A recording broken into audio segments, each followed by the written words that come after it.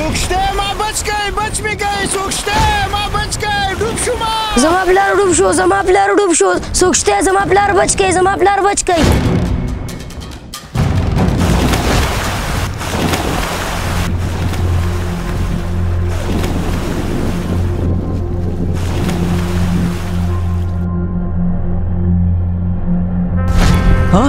دا کسان خو سیند ډوب کړو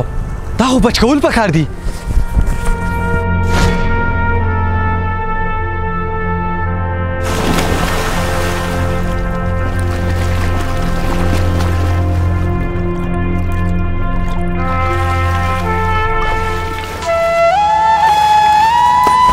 ما پرېږده زما ماشوم زوی بچ کړه حوصله وکړه حوصله وکړه زه یې ګورم حوصله وکړه زما زوی ډوب شو ورشه د خدای لپاره زما زوی بچ کړه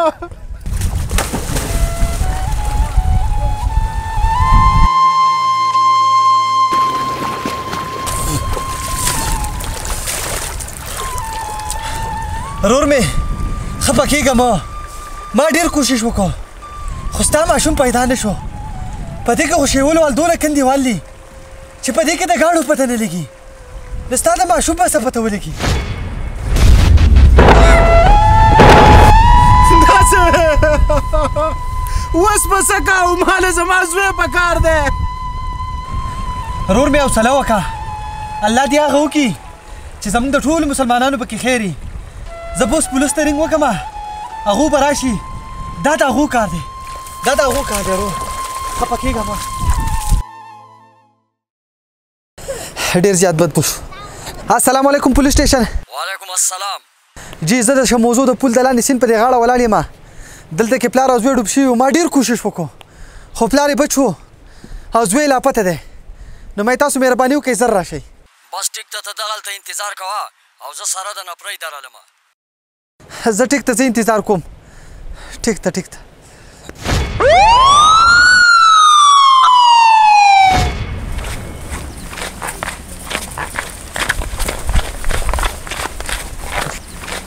السلام علیکم وعلیکم السلام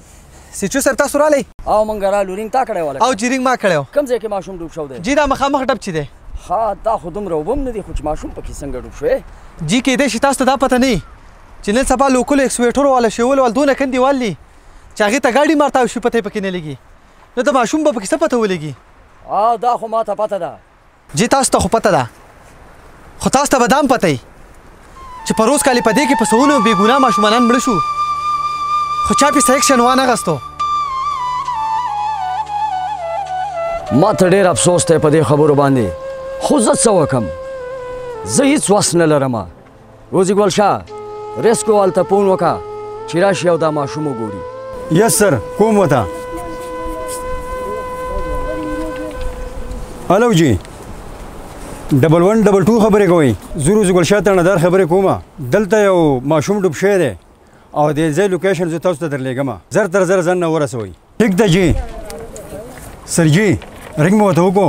او اوس لږ ساعت کې به راورسي اوکې ملګري دا راته ووایه چې د ماشوم هغه پلار چېرته دی جی هغه ناست دی پریشانه راځئ چې تاسو سره میلاو کړم راځئ راځئ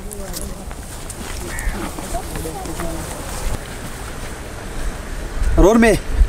سچو ستا سره میلاوېدل غواړي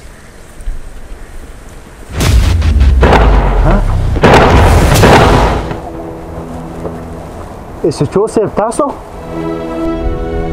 سچو صاحب داسې راته ښکاري چې تاسو یو بل پېژنئ او زه دی ډېر ښه پېژنم موږ څو ځله میلاو شوي یو او که تا اورېدل غواړې نو واوره ګوره ملکه ته ما دې دپاره راغوښتی دې نه مخکې م ته ما 5-6 پیرې پارچه کړې لیکن ته بیا هم خپل کاروبار نه بندې او غیر قانوني په سیند کې کودایي کې ستا مطلب څه دی ګورئ سچو تا ته هم دا ښه پته ده چې دا زما د پلار نیکه جایداد دی او یا زما د قوم شاملات دي زه په هغې کې کندې وباسم او بجري ترې راوباسم د دې نه ما هېڅوک هم نشي منې کولی منم چې دا ستا جایداد و خو د سیلاب د راتلو نه پس دا اوس د سیند په حدودو کې راغلی او بله دا چې ستاسو د غیر قانوني کودایي د وجې نه هر روزانه ماشومانان په دې کندو کې مري باسه سچو د دغه خبرې زه ذمہوار نه یم او نه ما په زور باندې ماشومان ناوستي دي او دغه ډبونو ته مې ورغوزار کړي او ما ته د دې خبرې افسوس هم نشته چې په دغه کې ماشومان یا لوی مري ولې چې دوی ته ښه پته ده چې د سیند غاړه ټول ډبونه شوي دي او د مرګ خندقونه ترې جوړ شوي دي دوی بیا ولې په دغه سیډونو کې لامبي او بعضې خلک خو وایي چې ستاسو د وجې د سوات د سیند ښایست تباه شو زما جایداد دی که زه ترې ښایست جوړوم او که زه ترې باجرې وباسم د دې نه ما هېڅوک هم نشي منې کولی او ښه به دې دای چې دوباره ما خپل دفتر ته راونه غواړي غر که ډېر روم لوی وي که نه خو په سر یې لار وي ملکه دا د آخري وار لینک در کوم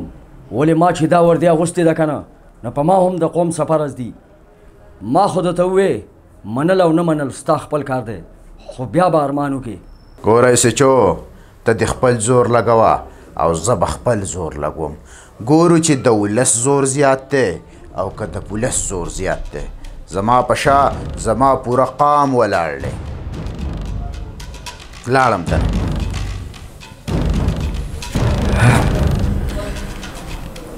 سرجي زموږ قانون خو دومره کمزور هم نه دی خو ولې د دې سرمایه‌دارو خلکو خلاف اکشن نه اخلي نه نه روزي ګل شاه قانون دومره کمزوری نه دی قانون که کمزوری دی نو هم د دغه سیاسي خلکو د لاسه کمزوری دی کم چې په اقتدار کې په خپله هم نه پوهېږي او قانون هم په لاس کې واخلي او کم خلک چې پکې پوهېږي نو هغه قانون د ځان دپاره استعمالوي ټیک شو سرجي پوه شوم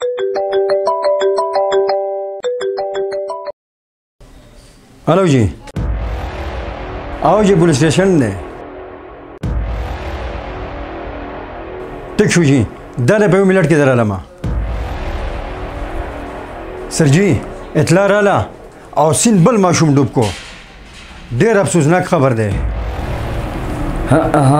موږ هم په دغه خبره کې لګیا یو زه روزي ګل شاه ته ورشه او خپل پرس پوره کړه ټیک شو جی زه لاړم جی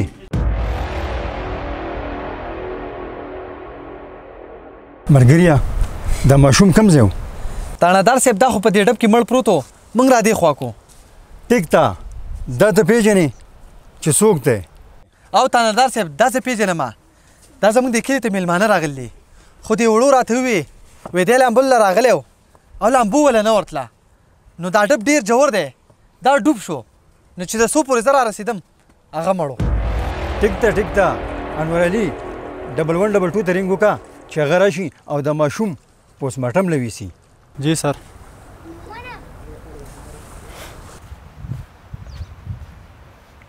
هلکانو ولې دا ماشوم هم په دې اوبو کې مړ شو کو او دا په دې ډب کې مړ شو بس دغه د مور و پلار لاپرواهي ده که نه بس بچي مچي به راوړي او څه به خوړونو ته پرېږدي او څه به ډیرانونو ته پرېږدي نظرثاني پرې نه کوي او چې لامبو ول نه ورځي نو ده د چا ویل دي چې راځئ او په دې ډبونو کې لامبئ زیشانه که زما لایق څه خدمت وي نو هر ټیم حاضر یم دغه ځای کې شیولې لګیا دي زه په هغو پسې ورښکاره کېږم او چې څه ضرورت وي نو ما ته رینګ کولی شي ښه او بس د ده به دغه مقرر ورنو الله دې نور خیر راپېښ کړي زه لاړم ملګري رور مې خفه کېږه مو اچا رښتیا ویلي چې څه کوې هم هغه برېبې نن تا ته د درد احساس وشو چې درد څه ته وایي یس سر یاده کا راځئ تاسو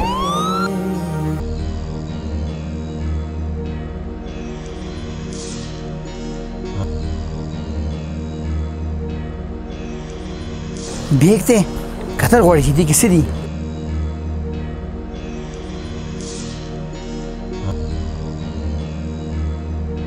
ورې چیکېږم چې څه دي پکې